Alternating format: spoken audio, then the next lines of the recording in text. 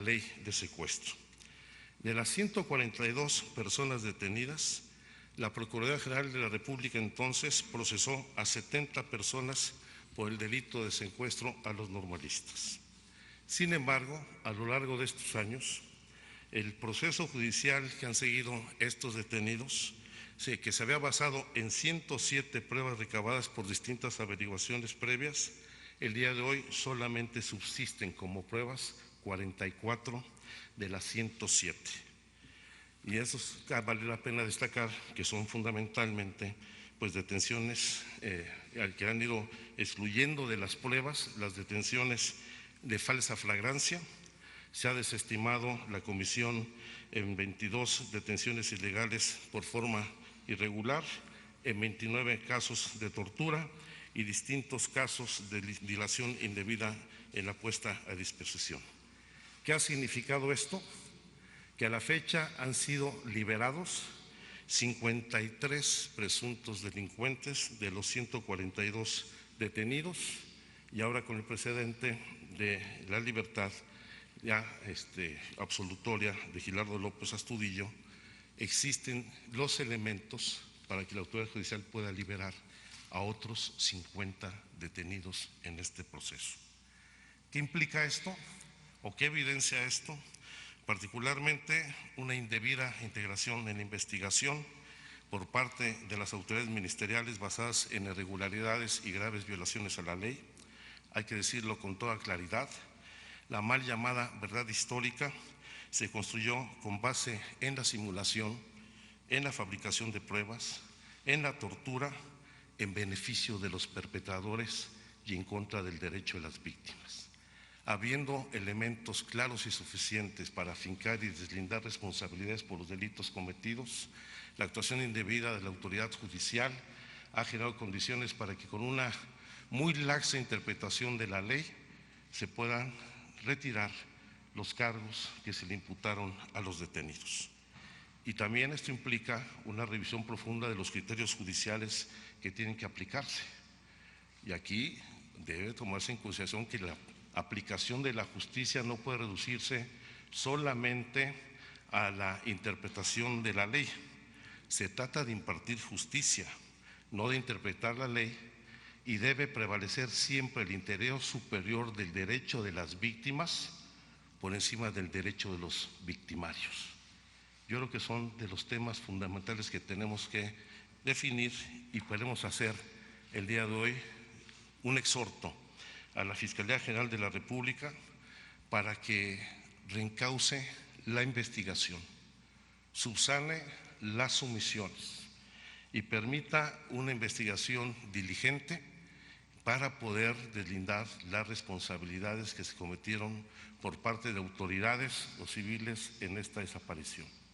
Y queremos anunciar que por instrucciones del presidente de la República iniciaremos ante la Fiscalía General de la República y el Consejo de la Judicatura Federal los recursos legales correspondientes para que se inicie la investigación de los funcionarios de la Fiscalía General de la República y de los jueces en el caso del Poder Judicial Federal para deslindar las responsabilidades en estos casos, donde en lugar de garantizar el derecho a la verdad y la justicia de las víctimas, se está generando un pacto que favorecerá el silencio y la impunidad en la comisión de este delito. Por parte de la Comisión Presidencial por la Verdad y la Justicia en el caso de Ayotzinapa, seguiremos haciendo las investigaciones y diligencias que están en proceso, pero requerimos que la autoridad judicial y la Fiscalía General de la República hagan su trabajo y no permitan que estos hechos queden impunes. Es cuanto, señor presidente. Bueno, sobre este tema, si tienen algo que…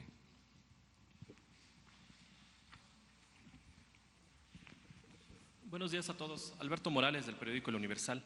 Subsecretario, para preguntarle si en este reencauzamiento y en estas investigaciones que está pidiendo tanto a la Visitaduría como al Consejo de la Judicatura, se incluye, por ejemplo, en la parte de la PGR a quien fue su titular y también a quien llevó la investigación, a Tomás Herón y a Jesús Murillo Caram. Sí, hay que recordar que ya la Visitaduría de la propia Fiscalía General de la República inició un procedimiento contra Tomás Herón por haber actuado indebidamente en todo el proceso de investigación del caso de Ayotzinapa, y esto derivará, sin lugar a dudas, en el fincamiento y deslinde de responsabilidades, no solamente contra él, sino con los funcionarios que resulten responsables de haber alterado el debido proceso en esta investigación. Sí. Buenos días, Antonio López del periódico La Razón. Preguntarle, subsecretario, la CNDH en su último informe había señalado que 8 personas fueron torturadas. De esas 8 personas, el Gil, Gabriel León Villa, el Gaby y Felipe Rodríguez Salgado fueron liberados. Cuando la CNDH da a conocer este informe, la PGR, la entonces PGR, dice que de esas 8 personas solo una había sido torturada. Sin embargo, de esas 8, 3 ya fueron liberadas. Esto sienta precedente, tal como usted lo dijo, para que las 5 personas que aún permanecen detenidas puedan quedar en libertad. Eso por una parte, y también preguntarle si el motivo principal de la liberación fue pues estos actos de tortura. Además, estas 8 personas pues es una parte, porque hay 28 más que, de acuerdo con esta investigación, recibieron tratos crueles e inhumanos. Por esta fincación de responsabilidades a través de tortura, ¿podrían quedar libres también estas personas? Gracias. No solamente esas 5 personas, sino las 50 que actualmente se encuentran bajo proceso. Y no solamente por el delito de tortura, porque lo que desestimó el juez fundamentalmente fueron las pruebas que lo vinculaban a los delitos de delincuencia organizada y secuestro. Ese es el tema fundamental. Gracias. Muy bien. Sí.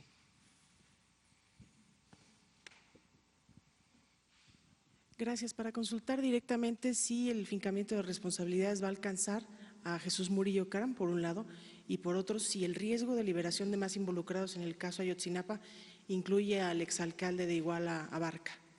En el caso de Abarca hay que recordar que el delito por el que está él detenido y procesado es fundamentalmente por el homicidio de Arturo Hernández Cardona, quien fuera síndico municipal en Iguala, y no necesariamente por los vínculos con la desaparición de los 43 estudiantes. ¿No habría riesgo de que saliera? En este caso, hasta ahora no hay ningún indicio de los que tenemos referentes de los 50 personas que pudieran tener alguna circunstancia de posible liberación por esta interpretación indebida de la ley.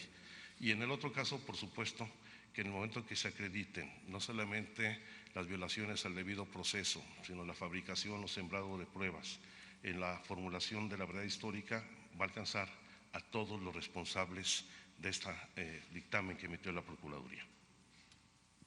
¿Sí? Buenos días, presidente. Buenos días, secretario. Se dice que Tomás Herón tiene actualmente camionetas blindadas, escoltas a su servicio, al igual que sus familiares.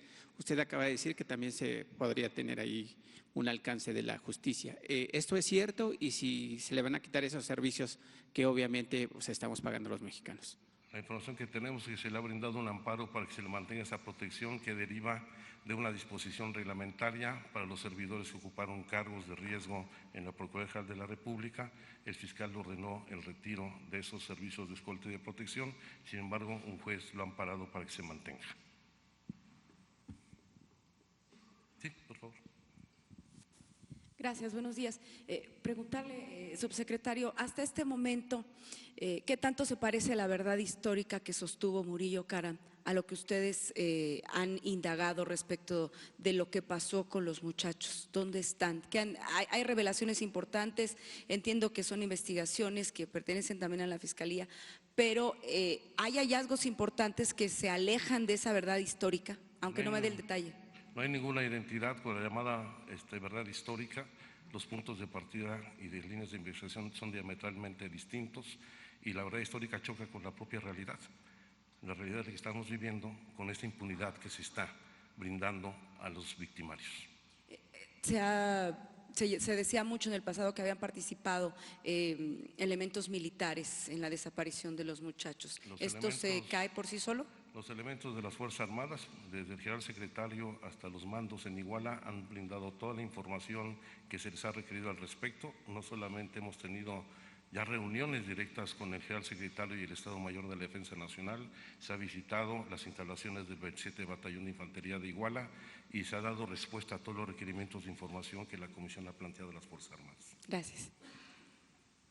Sí.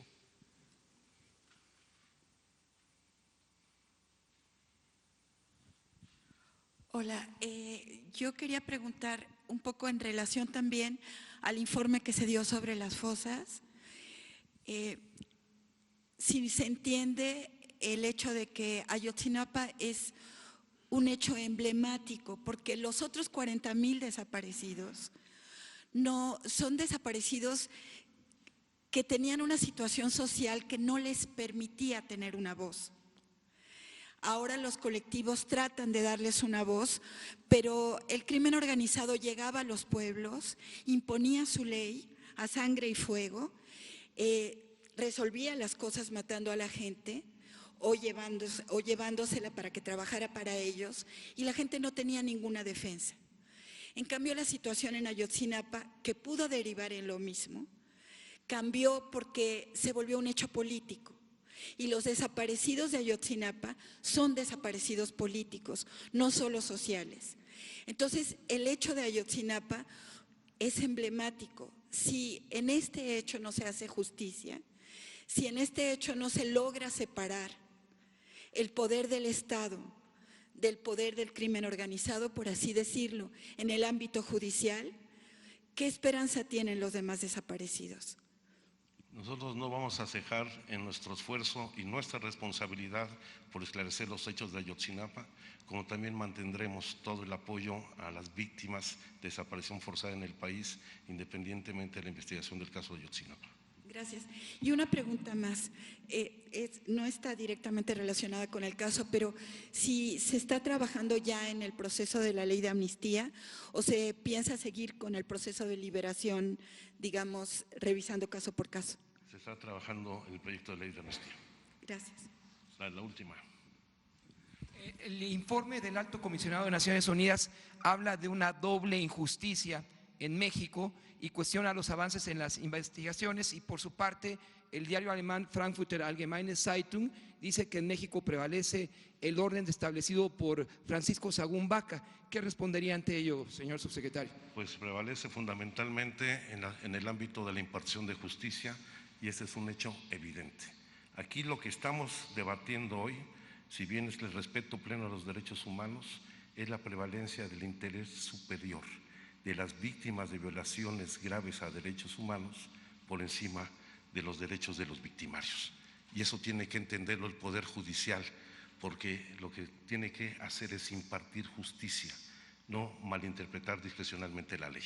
Entonces, ¿habría que recurrir a la judicatura, señor subsecretario, para condenar a esos malos jueces o ministros de la Corte? Es la instrucción del Presidente de la República e iniciaremos los procesos de investigaciones correspondientes con jueces, ministerios públicos y los funcionarios responsables de la Fiscalía General de la República. Va a ser de inmediato. Tanto de la Procuración de Justicia como de la impartición de justicia, ustedes van a reportar las quejas. Evidentemente, en el caso específico de esta liberación es un juez, y he dado su nombre, es el juez, déjenme decirlos para que no fallarle,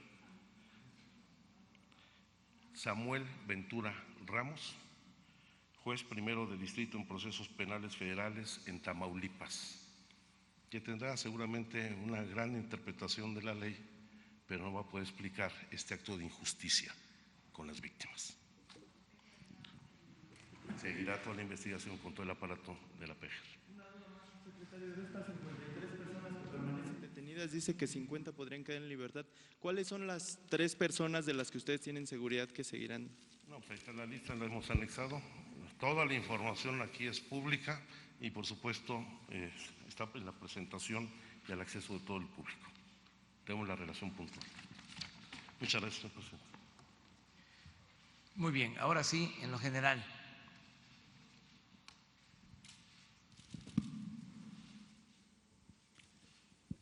Buenos días, presidente. Jocelyn Gutiérrez de Político.mx.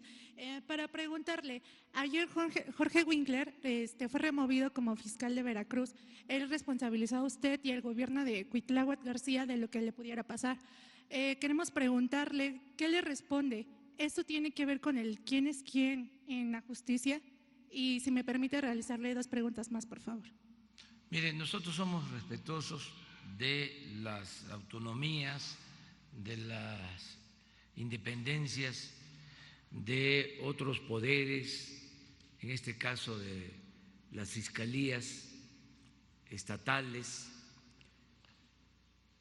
No tenemos nosotros el propósito de intervenir para quitar a funcionarios públicos de organismos independientes, de organismos autónomos.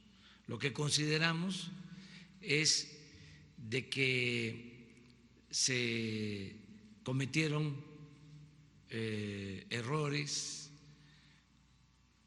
en el pasado porque se nombraron fiscales tanto para la impartición de justicia como para el combate a la corrupción a modo, es decir, fiscales propuestos por los gobernadores para que les garantizaran impunidad. Y eso está perjudicando mucho. El que haya una intromisión en las labores de justicia de grupos de intereses creados, de intereses políticos, que eso no debe de suceder. Es como este asunto que acabamos de tratar, en términos puramente legales, podríamos decir, es la Fiscalía, es el Poder Judicial. Sin embargo, es un asunto de justicia muy grave y por eso vamos a presentar formalmente una denuncia a la Fiscalía General y al Poder Judicial, en este caso que expuso Alejandro. En el otro asunto que tiene que ver con lo de Veracruz, fue, según entiendo, el Congreso local que tomó esa decisión. Pero es un hecho de que ha habido ahí una confrontación entre las autoridades locales y este fiscal que fue heredado desde la administración anterior, que fue propuesto por el anterior gobernador. Y esto no solo se dio en Veracruz, sino en todos lados. Y es una práctica que viene desgraciadamente de lejos, porque no hay en los estados, con algunas excepciones, autonomía de los poderes. En los estados sigue siendo el titular del Ejecutivo el poder de los poderes. Y estamos actuando de manera distinta en lo que corresponde al Poder Ejecutivo Federal, pero ojalá y esto se aplique a nivel estatal, que haya esta división, que haya este equilibrio entre los poderes. Es un proceso que se tiene que ir logrando poco a poco. Como segunda pregunta, ¿cuál es su postura ante la dimisión voluntaria de Porfirio Muñoz Ledo a la mesa directiva de San Lázaro? Pues ese es otro caso parecido. nosotros no tenemos por qué intervenir. Sin embargo, yo creo que la transformación de México pasa por el estricto apego a la legalidad. Es decir, que se acabe con la simulación. Esa máxima que viene desde la época de Porfirio Díaz, de que la ley se respeta en la forma para violarse en el fondo. Y nadie puede estar por encima de la ley. Al margen de la ley nada y por encima de la ley nadie. Entonces yo celebro, aunque corresponde a otro poder, el que se haya resuelto respetar la ley en el caso del Poder Legislativo. Es decir, que no se haya modificado la ley orgánica en el Poder Legislativo, porque eso no debe de permitirse, aunque ahí nosotros no tenemos facultad, sí podemos dar nuestro punto de vista. Entonces, celebro mucho el que ya se haya resuelto esa controversia y no entrar en componendas de ningún tipo, aplicar lo que está en la Constitución y en las leyes. Por último, presidente, para preguntarle cuál es su opinión sobre la iniciativa que propone reducir o eliminar los legisladores por plurinominales en ambas cámaras. Pues no lo veo mal, nada más que esa es una iniciativa que están presentando en el Poder Legislativo, pero yo creo que se deben de revisar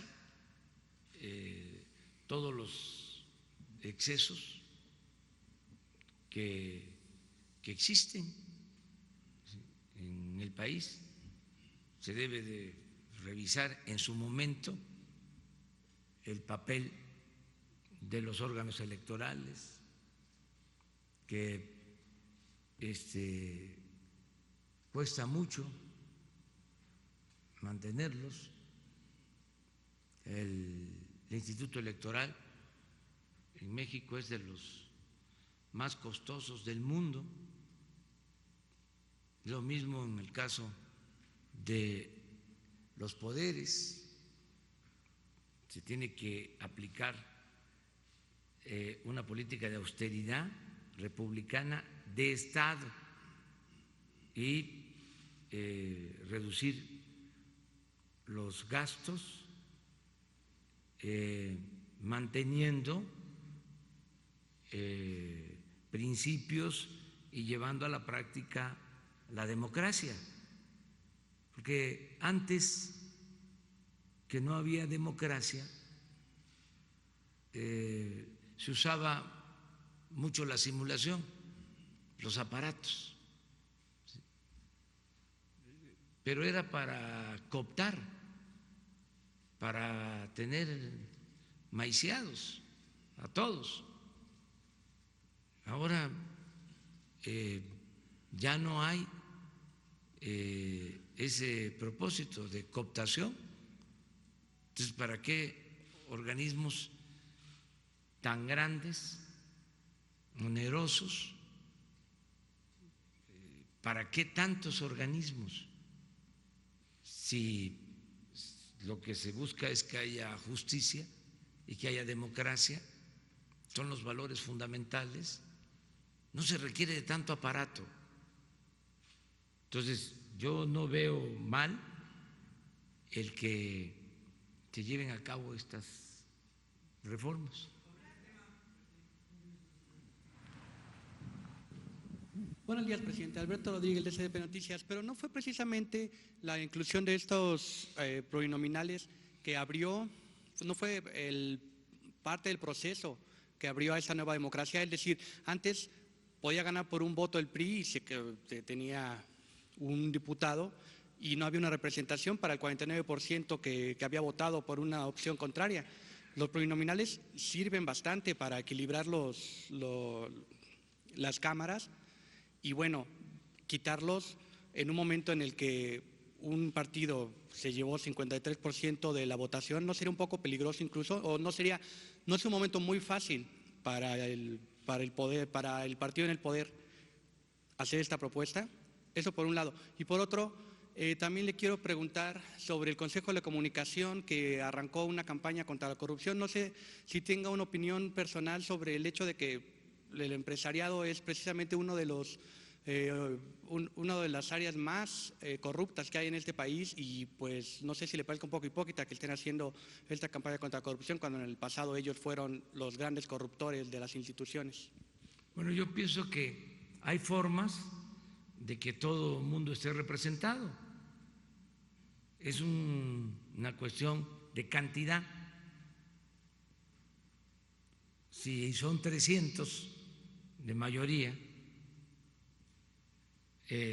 son 200 de representación proporcional. Bueno, ¿por qué de esos 200 no hay una disminución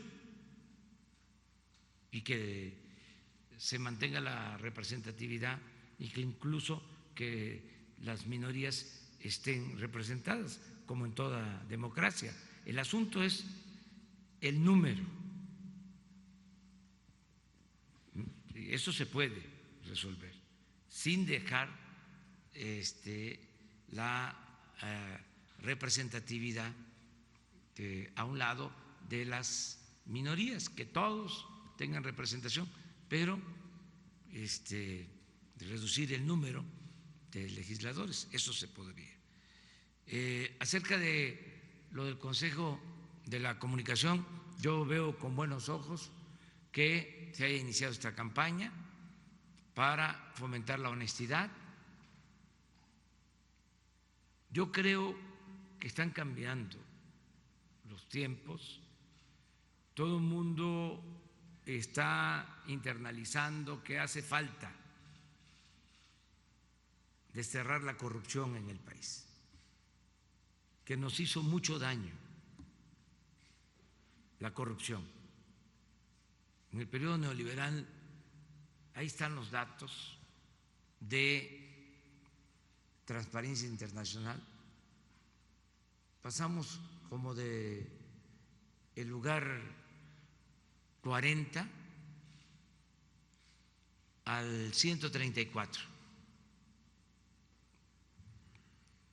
aproximadamente, por todos, porque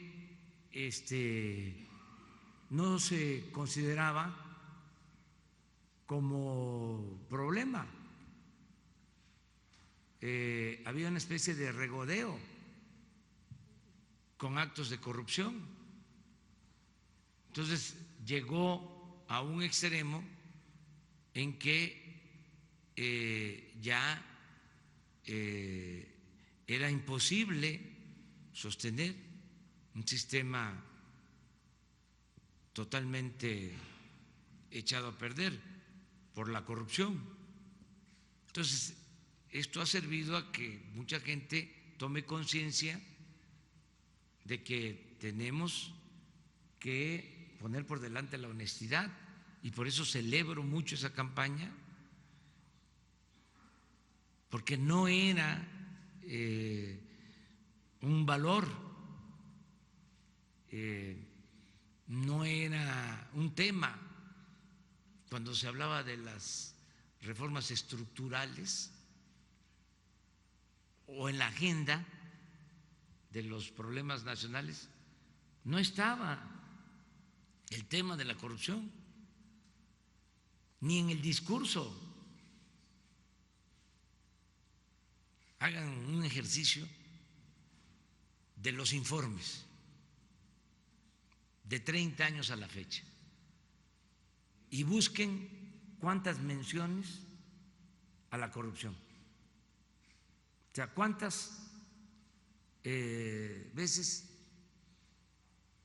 se mencionaba el tema de la corrupción o la palabra corrupción. No existía el tema, o sea, ni siquiera en la demagogia, en la retórica.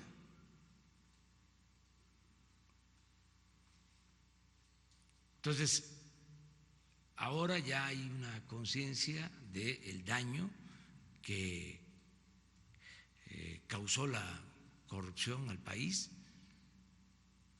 ¿Cuál era la imagen de México en el extranjero? Violencia y corrupción. Entonces, por eso celebro que esta campaña se haya iniciado de parte de los integrantes del Consejo de la Comunicación.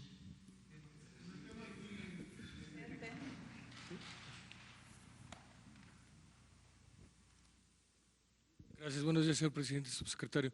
El artículo 41 de la Constitución, presidente, señala de manera muy específica cómo es el financiamiento de los partidos.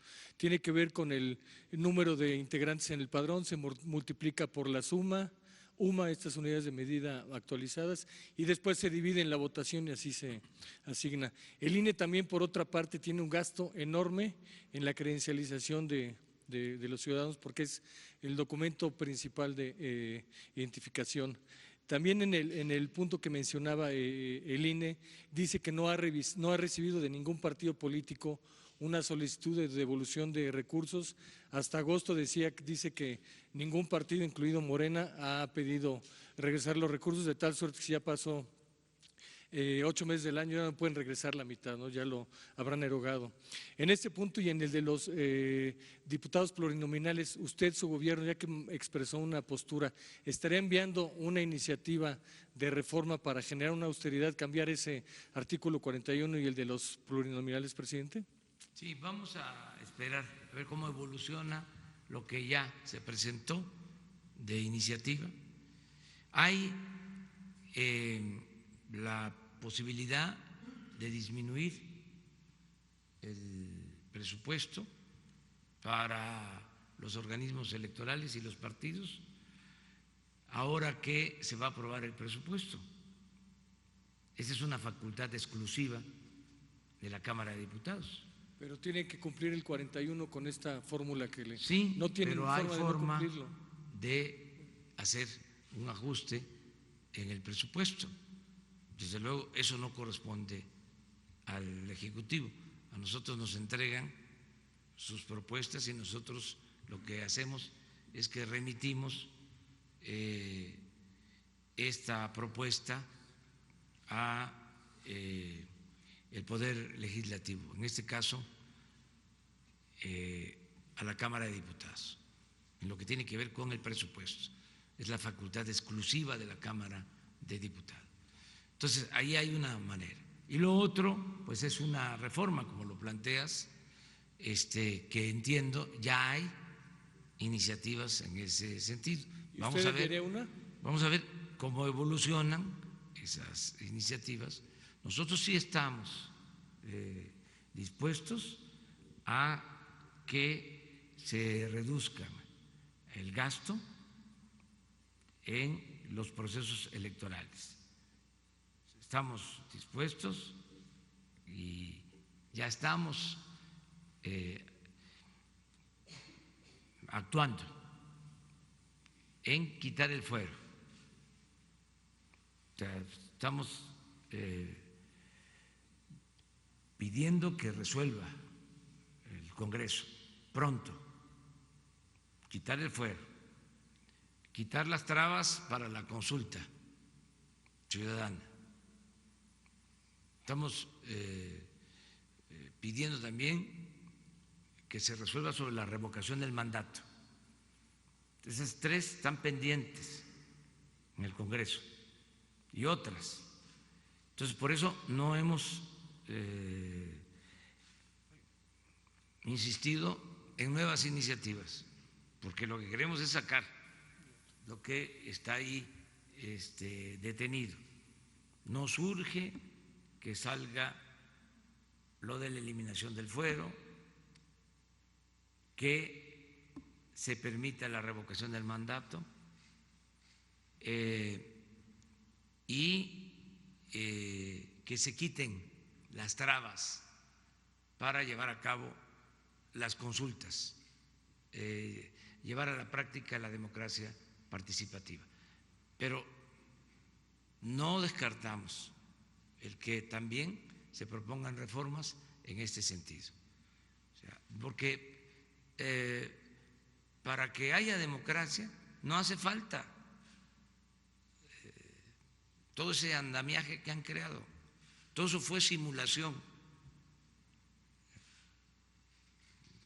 ¿Qué es lo que puede garantizar que haya elecciones limpias y libres? Bueno, lo que ya se hizo, que el fraude es delito grave, que los funcionarios pueden ir a la cárcel si utilizan dinero del presupuesto para favorecer a partidos, a candidatos, que el que compre votos va a ir a la cárcel. Entonces, nada más con eso. Lo otro es una cuestión de poner las mesas, las casillas, y que los ciudadanos cuiden, pero si ya no hay consigna, si no hay la decisión del Ejecutivo de meterse en las elecciones, porque era lo que sucedía, desde aquí o desde Los Pinos se decidía, o en Gobernación, y daban instrucciones a los funcionarios electorales. A veces la ley establecía de que tenían que llenar ciertos requisitos para poder ser candidatos y no los llenaban los requisitos, porque había consigna de darles la candidatura o de quitarles candidaturas a quienes no eran de su agrado. Y cómo las autoridades electorales se prestaban a esto y se hacían de la vista gorda. ¿Y saben por qué? Entre otras cosas, por los 300,000 pesos mensuales de sueldo. Es hasta penoso recordarlo, pero cuando quisieron, creo que el año pasado, reducir el sueldo de los magistrados, se ampararon y hicieron toda una protesta, porque así se mantenía el régimen corrupto, con sobornos, con la política de Porfirio Díaz, el maiceo, el reparto de maíz con gorgojo. Muy rápido, una segunda, presidente. Manifestó ahorita que no está de acuerdo en que se reformara la ley orgánica del Congreso de la Unión para eso. Lo entiendo como una postura de que no está usted de acuerdo con que se cambie una ley cuando ya incluso en un juego se pasó de la quinta entrada, si habláramos del béisbol, que ya es juego oficial. ¿Usted entonces, en general, en todos los casos, no estaría de acuerdo que se modificara la ley cuando ya el juego inició, terminó, no sé, por ejemplo, el caso de Baja California? Es que no se debe de modificar la ley en función de intereses personales o de grupos. No se puede retorcer la ley, no se puede hacer la ley a la medida, independientemente de dónde suceda. ¿Incluye Baja California? Todo. O sea, nosotros queremos que se lleve a la práctica el principio de los liberales del siglo XIX, que se resume en la frase: al margen de la ley, nada; por encima de la ley, nadie. Se tiene que acabar con la simulación. Tenemos que establecer un auténtico Estado de Derecho, no lo que viene imponiéndose de tiempo atrás, desde hace siglos. Es un Estado de chueco, no de derecho, un Estado de cohecho, toda una simulación. Esto viene de la época de Porfirio Díaz. Y antes también, no olvidemos, en el México independiente, todo el siglo XIX, México fue país de dos hombres, Santana y Porfirio Díaz. Santana 11 veces presidente de México, la primera mitad del siglo XIX, y Porfirio Díaz 34 años. Lo único distinto fue la época de la Reforma y de la República restaurada. Ayer lo decía en el Fondo de Cultura Económica, no pudo la revolución llevar a cabo un cambio político para establecer una auténtica democracia. El fundador del fondo, don Daniel Cosío Villegas, decía: ya no está don Porfirio, pero quedó doña Porfiria. A pesar de que la revolución fue profunda, no alcanzó a arrancar de raíz el régimen antidemocrático. Se mantuvo prácticamente intacto el sistema político porfirista. Se trasladó porque no prosperó el ideal maderista de la democracia, que fue el único presidente que se preocupó por el respeto a la voluntad popular, a las leyes. El presidente Madero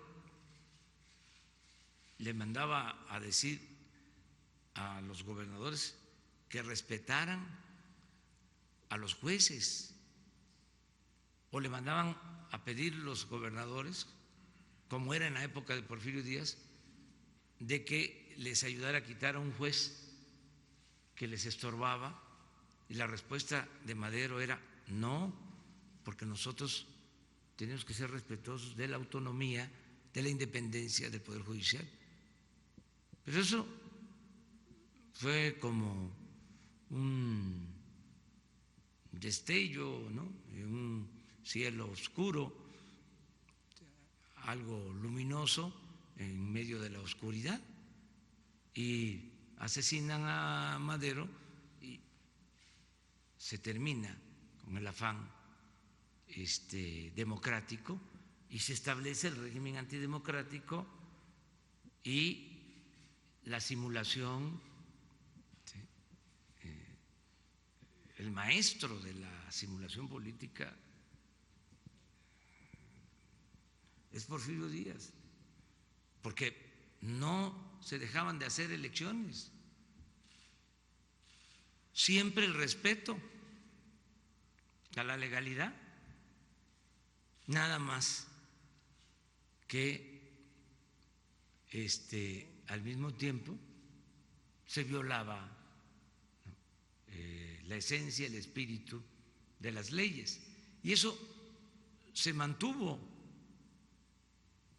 hasta ahora. Entonces imagínense si nosotros que estamos planteando una transformación permitimos eso, o un partido que porque tiene mayoría puede aprovechar para modificar una ley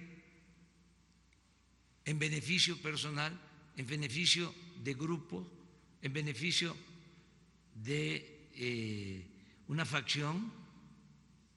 No, pues eso es un retroceso. No, yo celebro que esto se haya resuelto bien. Yo no podía meterme, pero era una vergüenza. ¿Y espera que ocurra lo mismo en el caso de Baja California? Yo espero que se actúe igual en todos los casos, y además que se dé el ejemplo, el buen ejemplo. No somos iguales.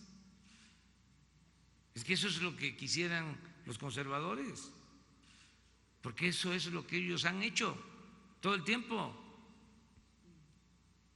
Y quisieran decir, ahí está, son lo mismo. Entonces no llegamos aquí pues para hacer más de lo mismo, llegamos aquí para transformar. Gracias.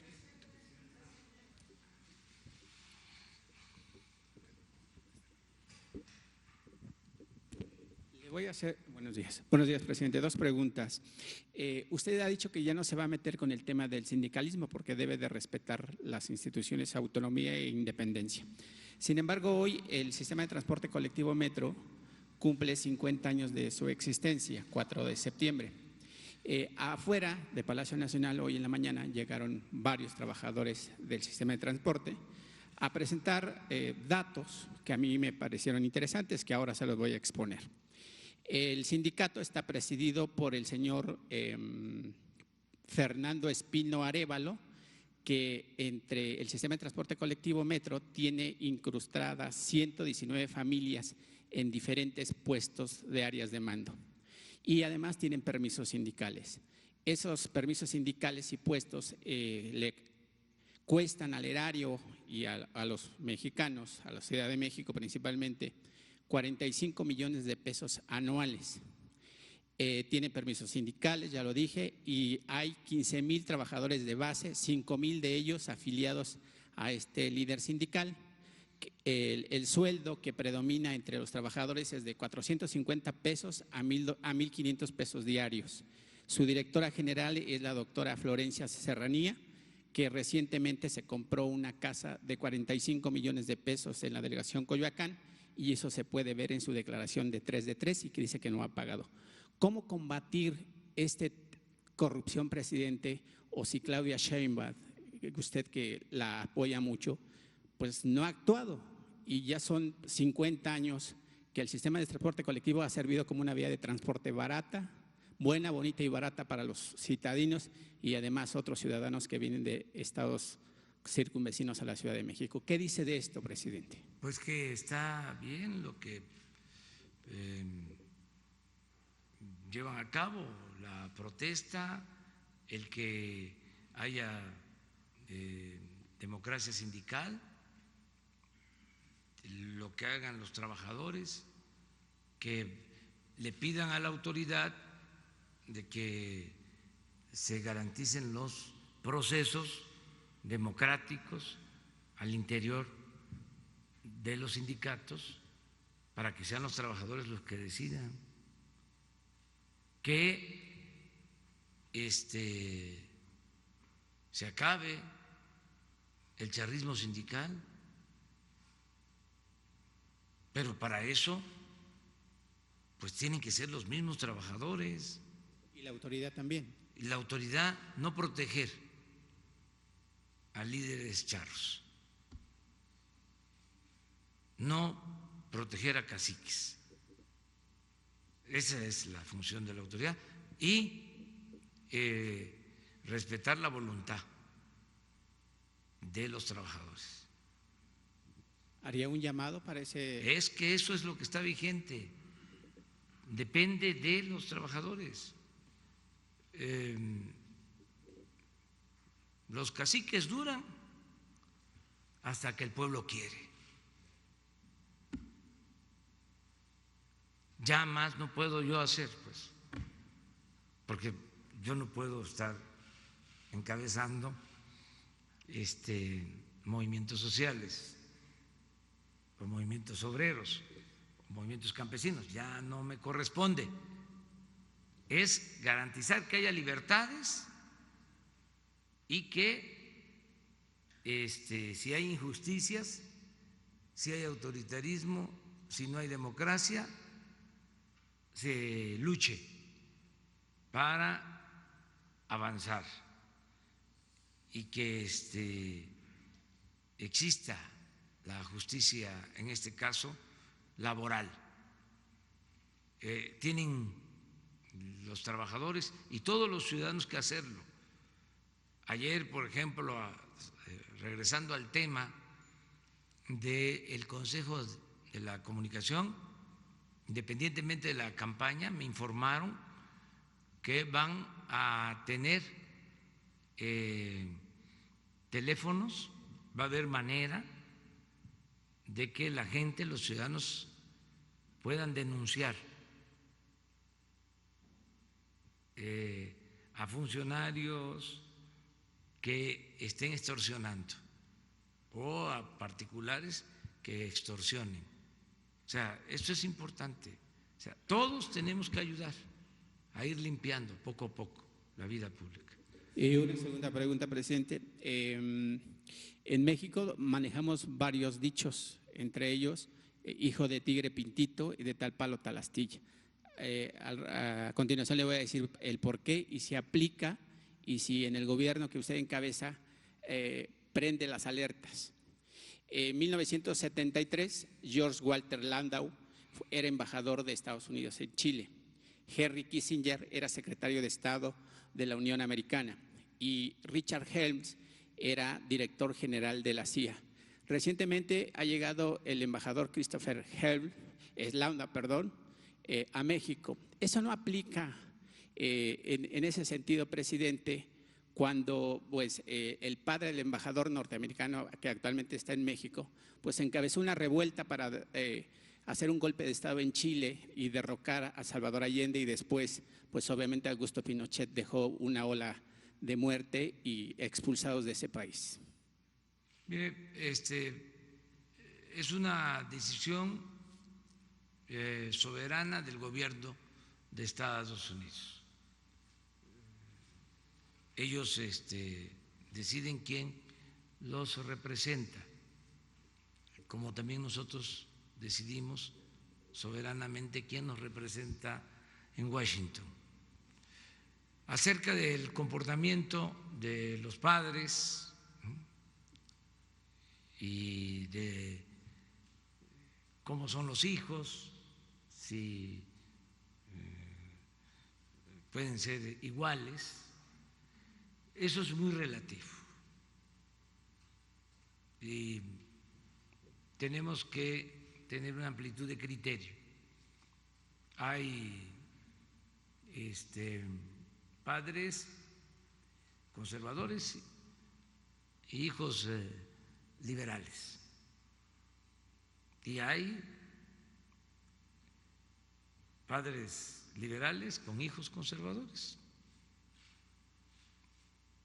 Son circunstancias especiales. Nosotros hemos tenido héroes